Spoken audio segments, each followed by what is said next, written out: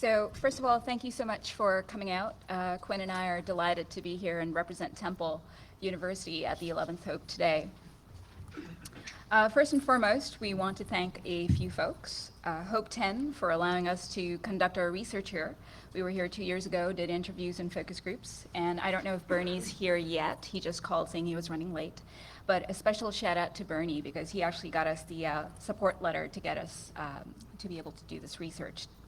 Hope 11 for providing us with the opportunity to present our research work here today. We are very grateful to have been given this platform, and the Temple Merit Scholarship 2015, which supported Quinn last summer and allowed him to help me immensely with analyzing our data sets.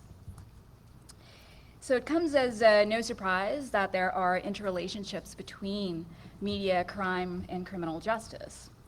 The media socially constructs and embeds stereotypes, moral panics, and generates conventional wisdom that collectively shape the general public's perception of the world around them. This has been an issue that the technical and hacking communities have identified, as can be seen here. When the dictionary definitions of media and hype are combined, you come up with a means of communication that widely influences people with dramatic and questionable methods. These communities are cognizant of the media hype and have also pointed out the differences between real-life hacking and media depictions of hacking. So how did the media depict cybercrime and cybercriminals? Some academics have already examined this issue through media content analysis. One interesting piece is by David Wall, where he identifies 7 myths that are portrayed by the media about cybercrime and cybercriminals. Quinn will go over each one of these in great detail later. What we wanted to do was build on Wall's myths and get the hacking community's input on media depictions of hacking, myths and stereotypes, and ultimately consequences. We have 3 objectives. First, we want to capture the hackers' stories and backgrounds. We want to get their essence, which we presented as our first objective, hacker narrative. Second, we wanted to get the hacking community's opinions about the typical myths and stereotypes in media portrayals of cybercrime and cybercriminals in the news, movies, and TV shows.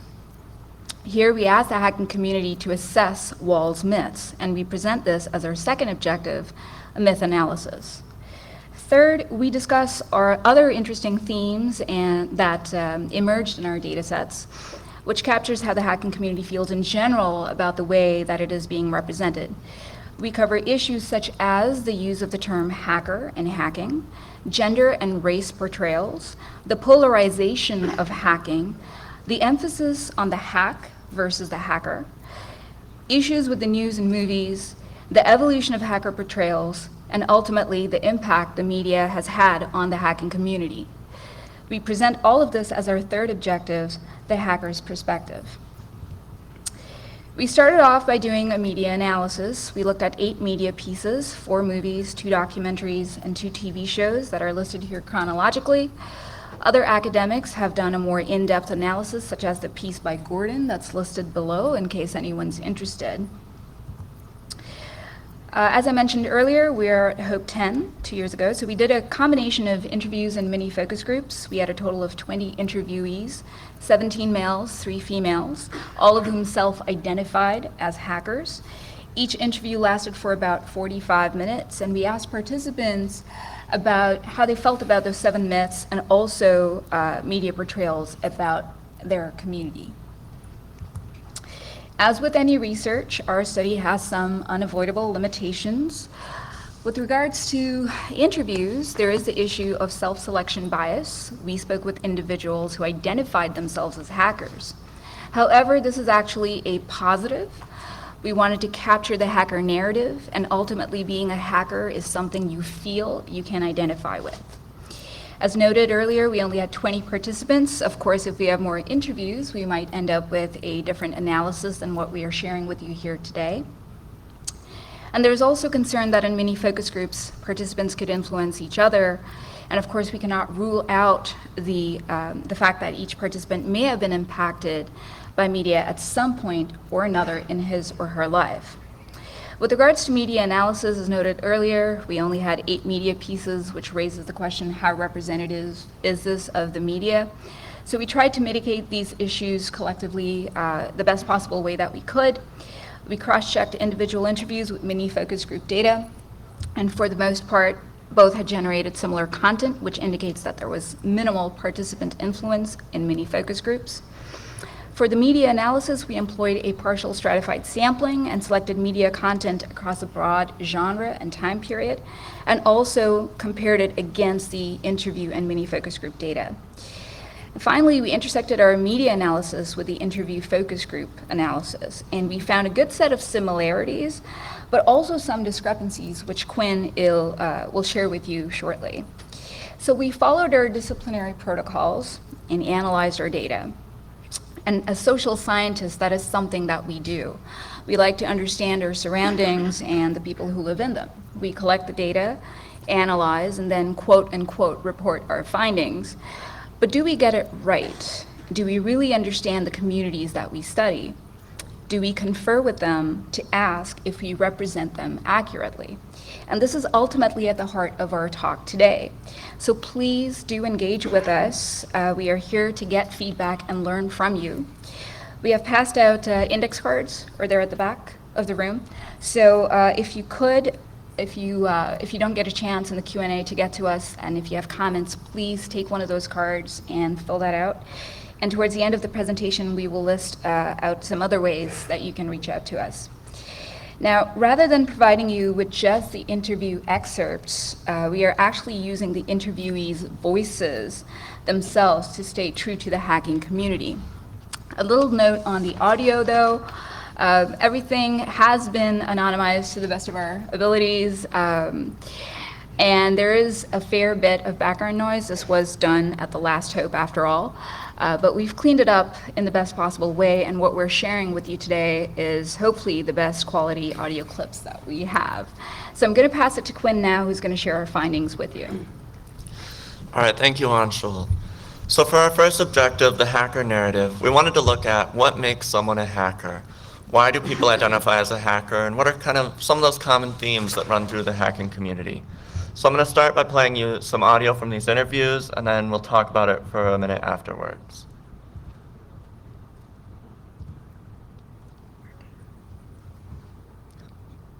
I started identifying myself as a hacker after I installed Linux for the first time in 2001, because that's hot shit. Because installing Linux is an incredibly empowering feeling. So when I was a kid, right, I was like 5'6" and 80 pounds. I mean, there wasn't a lot you could do outside. I had interest in reading and absorbing information. So for me, when my dad brought home an 8086, an old computer, it was like, well, here's a new challenge. Here's something I haven't seen. And that challenge just keeps sucking me back in. My dad was an engineer, so we had a computer in the house, and he would tinker around with it and tinker around with some of our Intellivision and whatnot, reprogram it, so that he'd teach me, and I got into it that way, and just kept building as technology moved on. I've morphed. I'm an old phone freak, and back in the day, the phone was the thing you could play with. It was a network you could crawl through and find things out in ways that the phone company never wanted you to know. It was, I first identified with the term probably in the late 90s. I think I've been one for a long time. Even in terms of when I was 3 years old, I got my parents thrown out of a department store because some kids carry around stuffed dolls. I carried around a set of screwdrivers, and I took things apart. The experience of hacking like is the wonderful thing. It's a rush. I got this thing to do this. Look at this. It's cool. Look. I broke it open, and there's this cool chip in there, and I can make it do things that nobody else can do. Even the guy that designed this didn't know it could do this shit. And this is awesome. So as you can see, every hacker we spoke to had their own unique story. However, there were some common threads that ran through this. Many of the hackers we spoke to felt that they had been hackers for a long time, from a young age, perhaps even from birth. And secondly, there was a theme of empowerment. A lot of people felt empowered by being hackers and being able to take back technology for themselves. So that kind of concludes our hacker narrative, but we wanted to go a step further. We wanted to look at these media myths that Anshul mentioned earlier. So I'm going to walk you through each myth, how the media is portraying hackers, and then we're going to listen to what the hacking community had to say about each of these media myths.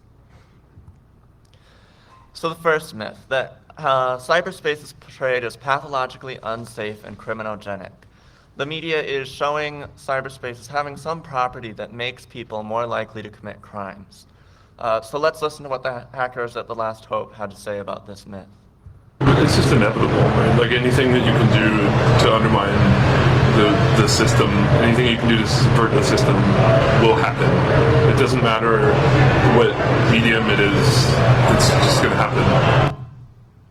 I think that most systems will decay and corrupt over time. It's just in the nature of human systems. The pipe. Yeah, it is. The network is just a pipe for information to flow through. Just like a telephone line, which then becomes a data line, which then goes into packet networks, and there's your network again. It's just a pipe. So we had a bit of a mixed response to this media myth. We had some of the people we spoke to who felt that cyberspace is criminogenic in some way, just in the nature that it's a human system, and they felt that any human system will decay and corrupt over time. On the other hand, we had some hackers say that a network is just a pipe for information to flow through with no criminogenic properties. The next media myth is one of the biggest ones, the omnipotent super hacker. In the media, hackers are portrayed as very powerful, able to hack into any system in a couple of seconds. So let's see what was said about this myth. This idea that somebody is just like breaking into a system in like, under a couple of seconds and writing a shit ton of code is just this utterly retarded idea. It's a hilarious notion. And like so much of this, like maybe 98% of what happens in these films is completely wrong. It is almost impossible to know everything there is to know. Everyone has their little niches of what they know. You got the people that find vulnerabilities, you got the people that program. Right. There's niches. There's not one person that I've ever met that knows everything. It's just too much If that person existed, they'd probably be omnipotent, but it's impossible. That we are almost superhuman and supernatural.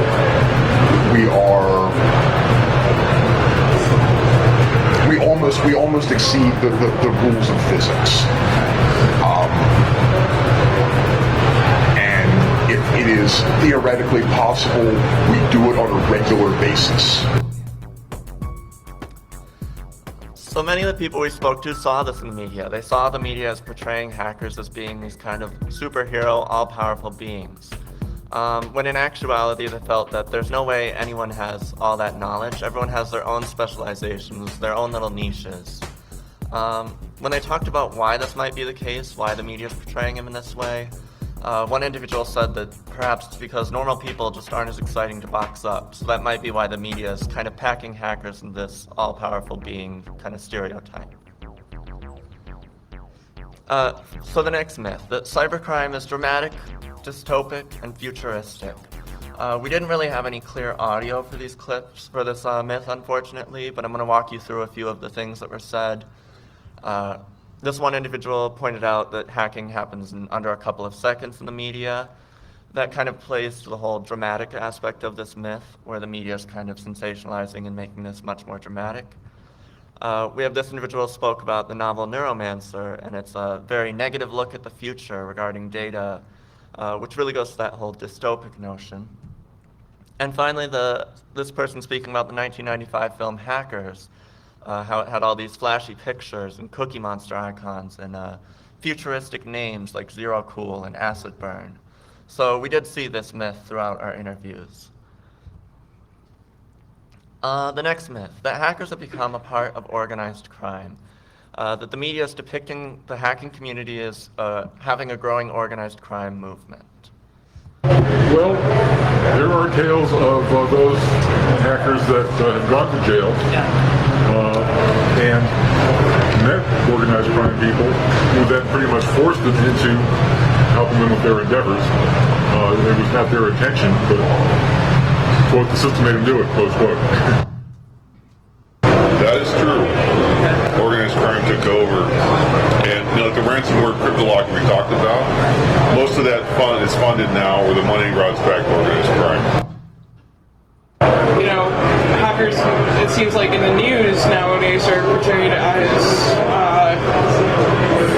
foreign people working like for their government or for profit, or in Eastern Europe or China or wherever, like somewhere far away.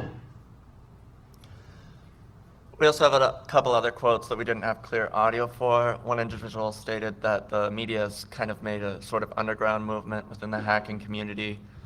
And another who talked about Stuxnet, which is an instance of state-sponsored hacking, which was likely done by several world governments. This myth is particularly interesting to us because a lot of the hackers we spoke to actually did perceive a growth of organized crime in the hacking community. So we really have to question, is there actually a growth of organized crime, or perhaps the media is making the hackers that we spoke to perceive this kind of growth when it might not actually exist? The next myth, cybercriminals are anonymous and cannot be tracked.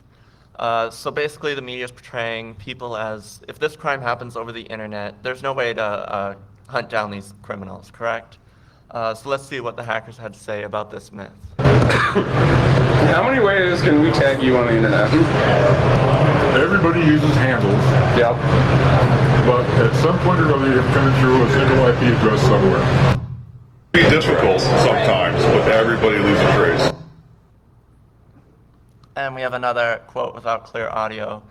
This individual stated that the only way to not get caught is to not do anything worth getting caught over. And if you're going to do something, do 99% of it offline. So the hackers we spoke to really called BS on this media myth. They stated there's always a way to catch a cyber criminal. Anyone who does sort of hacking leaves a trace, as long as you put the time, effort, and resources into that sort of investigation. The other myth is similar, but important in a couple key ways, that cyber criminals go unpunished and get away with crime. So whereas the last myth stated that cyber criminals don't get caught at all, this myth regards the media portraying cyber criminals as getting away with their crimes when they are caught. I think that law enforcement is trying to, make find people in our community to make examples out of. It's made me realize, or given me the feeling that you have to be careful about what you type into a terminal. Anything that you're typing is a written document, and assume that it will be hauled out and used against you in the worst possible light at some time. The portrayal of us being supernatural and malevolent means that when we're prosecuted, we get harsher treatment than violent criminals. More often than not, we're put in ADSEG. We're given much more restrictive, even post-release, may not touch a computer, have to do this, and it's out of proportion to the damage done. They come down pretty hard on people who they think could be a hacker. Like the Computer Crime and Fraud and Abuse Act is a really terrible law, and it's massively abused. I mean, we can look at what happened to Aaron Swartz and his suicide, which was probably partially related to the very overzealous prosecution by, I guess, the U.S. government. So basically everyone we spoke to massively disagreed with this media myth as well. They felt that the law enforcement community kind of tries to make an example out of the hacking community, that they get harsher treatment when they do go to court and given much more restrictive sort of post-release things than someone who might commit a similar crime of a not cyber nature. And we had multiple people point out the Computer Fraud and Abuse Act as a specific piece of legislation that they felt was very problematic in that regard. So our final media myth is the idea that users are depicted as weak and not really able to protect themselves. Because when we talk about ransomware or all the viruses cut loose by evil hackers, quote unquote, it's the victims that need to be pay attention to, right? It's everyone who needs to secure their systems. So what they've done, the consequences of that, I think, really are the appropriate place to look at that. For example, like the Target hack. Oh yeah. I mean, they were focusing on the hack and the security of the company as opposed to like the 22 million or however many where there were people that were like, all this stuff's not floating around on the internet. I think people are less scared as computers are like ubiquitous part of our lives. People are less scared of them. So we didn't have a ton of the people we spoke to who talked specifically about this myth, but we did have some point out that the media tends to focus on these hacks or breaches or events rather than the many, many victims who have to now deal with their information being out on the internet. And a few people also mentioned that they think that people are becoming less scared of technology as it becomes more ingrained in our everyday lives. So that concludes our kind of academic media myth analysis. Up on the screen we have a summary kind of our findings. The two left columns labeled interview show where in our interview process we found people speaking about the myths. The orange ones are where they saw those myths in the media, and the blue boxes are where they might have perceived that in their actual experiences. The two columns labeled media go back to our media analysis, where we saw this happening in the media, or perhaps where we saw something going against this myth. So just to walk through it, firstly, the myth that cybercrime is futuristic, dystopic, and dramatic, and also the omnipotent super hacker myth.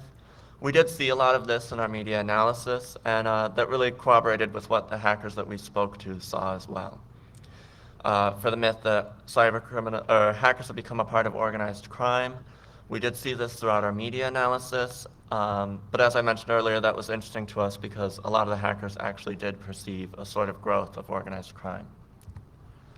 For the myth that cybercriminals are anonymous and cannot be tracked, that didn't really match up with our media analysis. A lot of the hackers that we saw in the media did get caught, and that kind of lined up with what the hacking community saw as well. For the myth that cyberspace is criminogenic, we didn't really see anything either direction in our media analysis, and the hackers we spoke to had opinions in both directions, so we can't really draw any conclusions there.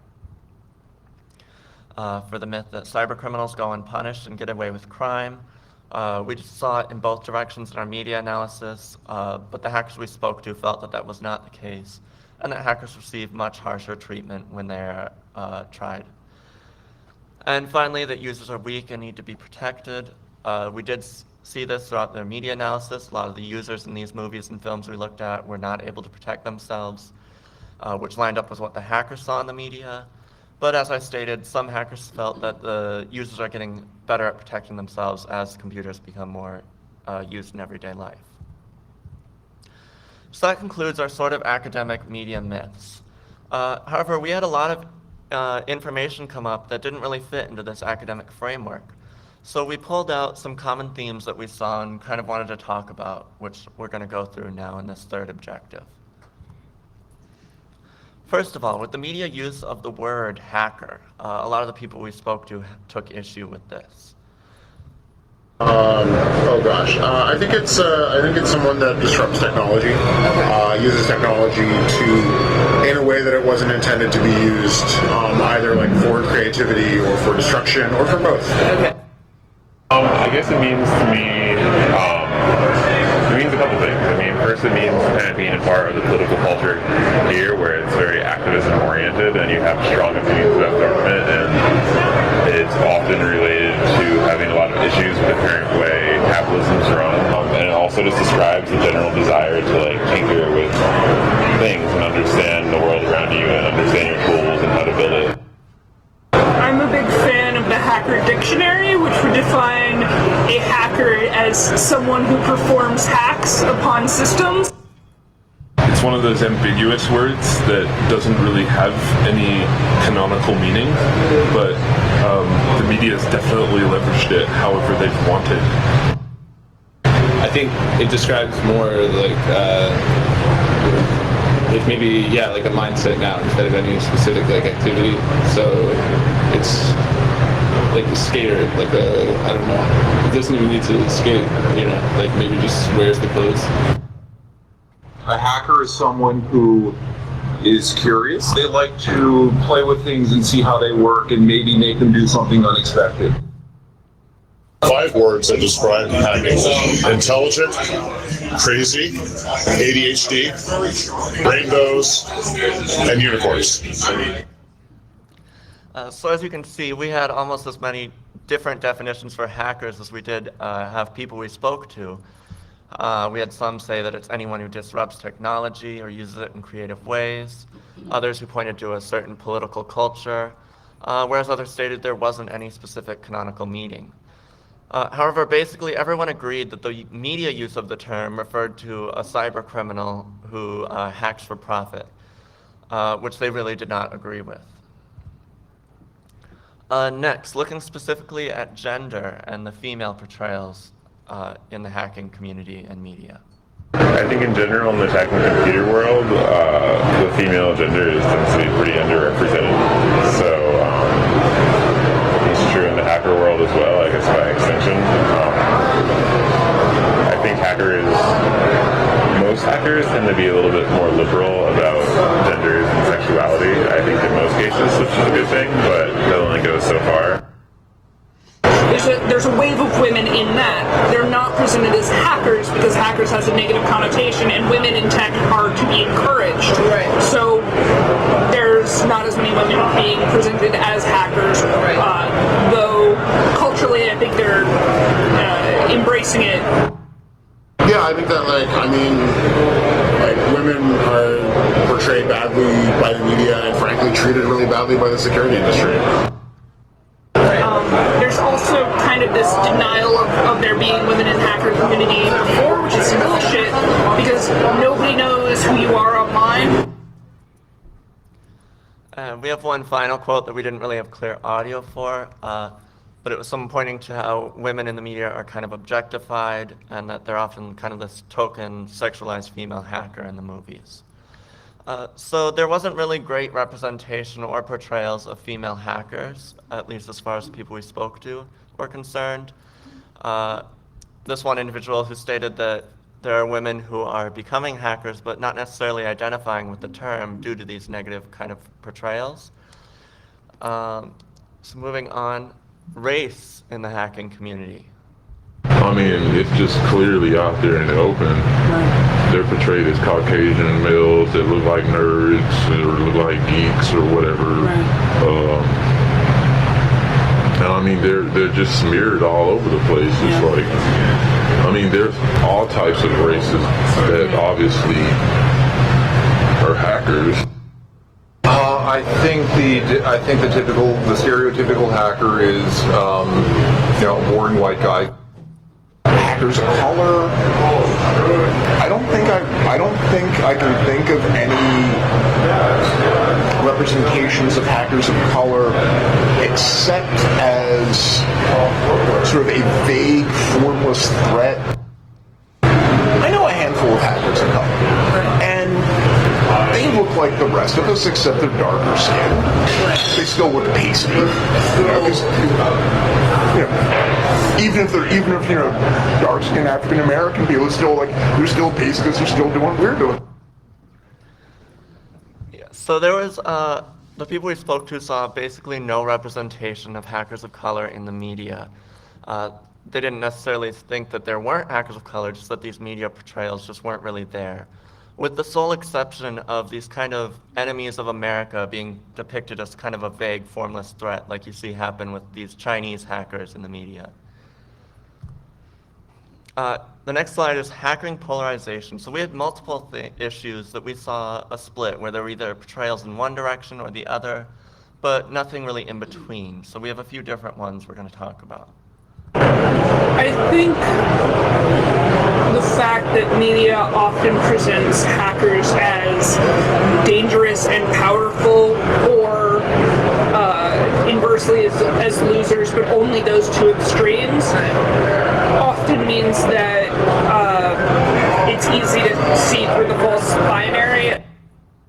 The media will just pick the stereotype, and I guess the stereotype is the young boy living in the basement or that, or some superhero style person that just hacks everything. So our first point of polarization was this portrayal of the hacker individual in the media as being portrayed as either these dangerous, all-powerful beings, or perhaps as losers in mom's basement, but nowhere really in between. We have a couple other points as well that we didn't have clear audio for, but some spoke about kind of polarization between the general public and the hacking community, where many individuals are scared of technology and perhaps even scared to turn on a computer. And finally, with portrayals of females in the media, where they're always portrayed as either these sexualized characters like Angelina Jolie in Hackers, or as these kind of goth characters, the first of which that comes to mind is Abby from NCIS. The next slide, hack versus hackers. So when we were talking to these hackers, we asked, what is shown more in the media? Is it the hack, the actual event of these breaches that occur, or does the media focus on these personalities, the actual hackers? They need a face and a physical body to point at, so it's very hard to talk about a hack or about the movement or about, so they need us to point at someone. I guess it depends on the story, like the target hack is all about the hack, or at least what I read or saw about it was. So usually in the news, the first thing that will come out is the news about a particular breach or leak, or I don't know, Adobe losing passwords, any particular breach. Personalities that get famous, there were. I think it's the hack itself, because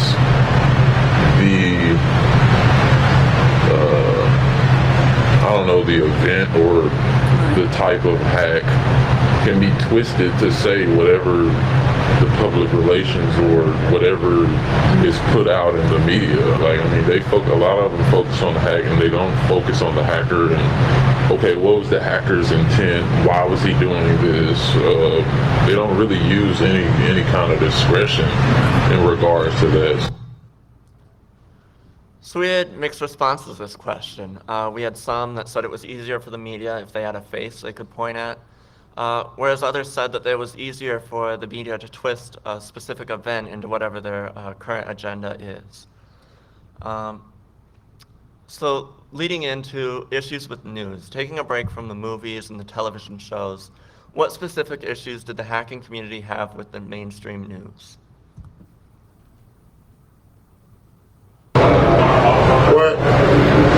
What can we do better? I think that, there needs to be more good journalism. Just take snippets and then they twist that to whatever they want it to appear to be. But then if you read the full story of like you said, the dockets or whatever, you get the real story. You're like, okay, this is actually what happened, not someone else's interpretation of how they read it or how they want people to understand that. You have these major news outlets and media outlets that they work in public relations. I mean, obviously, they're able to shape public opinion. I mean, because most of the stuff you're going to see on TV anyways, it's going to be something bad or something negative or something pessimistic or cynical. They don't really understand the hacker mindset or the hacker manifesto. So the vast majority of people we spoke to felt that the mainstream news does not do a good job at portraying the hacking community. They said that the media often twists stories when if you actually do your own research, it might not be the full story that they're giving, and that they're shaping public opinion with these kind of negative portrayals. On the other hand, what about issues with movies? Not the mainstream news, but just these television shows and fictional depictions of hackers. Maybe 98% of what happens in these films is completely wrong. Well, first off, I get to see an accurate hacking movie. I don't think it'll ever exist. I do to forgive Hollywood stuff. They're not going to make a movie about people staring at computer screens for 2 hours, right? actually this movie's kind of like, it's kind of clearly got computer technology wrong. I'd be like, oh, I don't really want to watch that. I think that movie doesn't pay tribute to, and the media definitely doesn't pay tribute to, is the social engineering aspects of it. I think a pervasive one is that hackers are like usually male, usually young teenagers, like sexually inexperienced, pimply faced in their basements, and are sort of like taking out their like aggression and their impotence on the rest of the world. Then we had a couple other quotes we didn't have clear audio for. This individual saying that a hacking movie would be boring as hell, staring at screens for hours in a row. And another pointing out again that they weren't very realistic. So the hacking community also took issue with a lot of these movie portrayals, but not on the news they didn't really understand, but with the movies they kind of understood more why this might be the case, why Hollywood might want to speed things up a bit rather than just staring at these computer screens. Which leads us into the 1995 film Hackers. We had so much of a response about this film that we gave it its own slide, so we're going to listen to what the hacking community had to say about this film. It's almost a parody of real hacking. It's definitely Hollywood. I mean, you got the whole mad scientist, big corporation thing. Hackers is just bad nuts crazy. Like, I can't even tell you why. Very old and outdated. Like they threw they had some like the blue book and all that. Like even when they were using that stuff, it was like out of date then when they were talking about it, which is kind of funny. I mean, Hackers is fun, but it's not like a very accurate or even good movie. It's just like laughably badly written. That movie to me is crap. It shows like the old school stuff, so to speak. But it kind of stereotypes like what hackers are. So we just kind of wanted to pull out a separate slide for that because basically everyone we spoke to when we asked them for an example of a hacking movie mentioned Hackers. Basically everyone loved it, probably due to that whole it's so bad it's good mentality. But moving on, evolution. How have these media portrayals changed over time? In general, yeah, I think that it shifted from like scary teenagers to scary Chinese. I guess that recently it's also quite changing because of all this cyber war bullshit. We have gone from being, I'm thinking the 80s persona is fun-loving prankster, not deliberately dangerous. By the 90s, it morphs into weirdo who's soon to be rich, and that was the idea. Like, hey, I'm a hacker. I got blue hair and some weird tats, and I'm wearing really impractical clothing.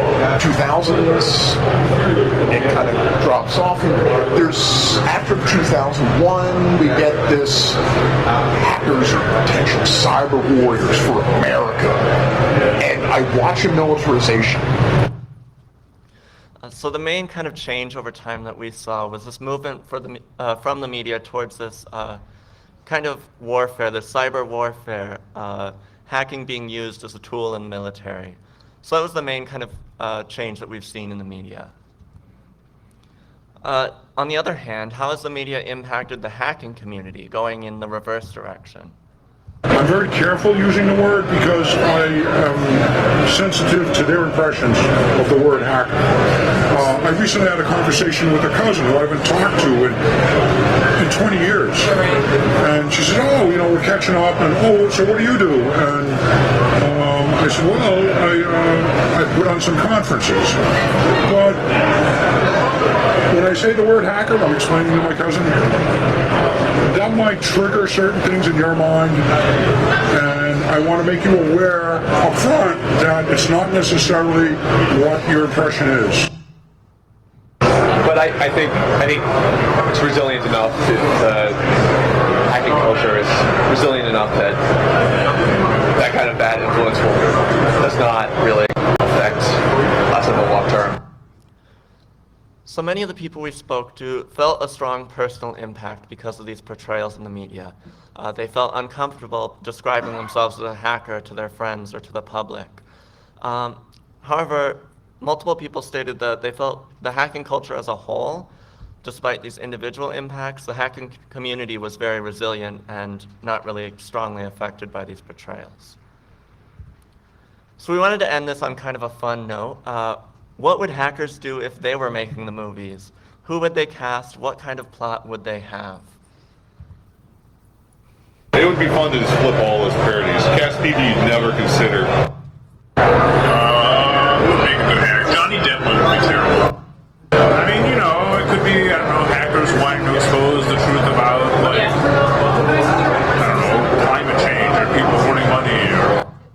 And honestly, I would cast some of the guys around here, the whole 2600 crew, because they're like the originals.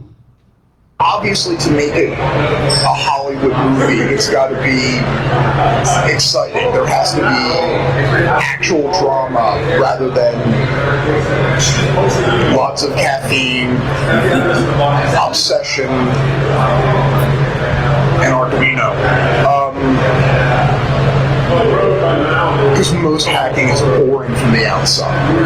Because I might try to insert more realistic stuff to actually show someone, you know, running Nmap on a command line. So leaving aside some of the fun casting decisions, a lot of the hackers we spoke to would like to see some more realism in the media. However, they kind of understood why Hollywood might do what they're doing. They understood that hacking was boring and you couldn't just make a film entirely about hacking for the general public. So that concludes our kind of analysis, so I'm going to turn the stage back over to Anshul. All right, thanks, Quinn. So as you can see, this is a very complex topic. There's lots of rich detail, and we did struggle in certain areas. We would love to hear from you guys about how race, gender, and age are portrayed in the media, and has this changed over time, and if so, how? How have the hacking community and culture as a whole been impacted, and how are they managing any such impacts? And finally, did we capture all of the myths, or are there some that we missed? So in academia, publish or perish is a big component of the job, and Quinn and I do plan to publish this soon. But before we do that, we're here to ask you, consider this a validation stage, if you will, of the research. What did we get right? What did we get wrong? And how can we improve our work? And so we'd love to hear from you. As I stated earlier, we only had 20 folks that we spoke with. We'd love to get that number up. So if you want to talk to us and have time, Quinn is available to do interviews here today. And Bernie, I don't know if you're here or not. I can't see in the dark. But thank you for getting us our second letter of support in time for this round. Or if you don't have time to talk to us, I mean, we are at Hope 11. There's lots of cool talks out there. If you could, please complete the survey that Quinn has created on Qualtrics. The QR code is on screen. Just to let you know, both in-person interviews and online surveys are completely anonymous. We don't record any names or identifiers, no IP addresses. Or if you would like to speak with us at a later time, my email address is listed on the screen, so please feel free to reach out to us. I want to take a few seconds to say that I'm very, very proud of Quinn. He's worked very hard on this project, so thank you for working with me, and I'm glad that we got to present this research at Hope 11 together. So thank you all for attending and for your time and attention. I think we can open it up for questions, discussions, comments. Thank you.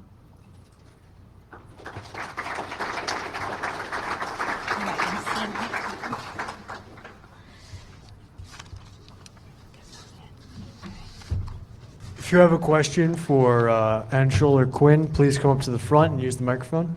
Thank you. Are you keeping your research U.S.-based focused, or is you also looking for international components? We'll take anything that we can get. It's good because we do have topics of race, gender, culture, things like that, which I think will show some differences. So yes, we would love to open it up.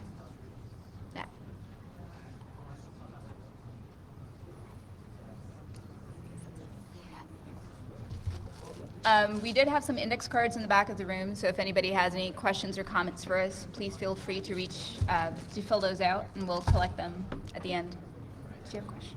Yeah. All right, we're good. Good. All right. Thank you. If you have a question for Anshul or Quinn, please come up to the front and use the microphone. Thank you. I think that's it.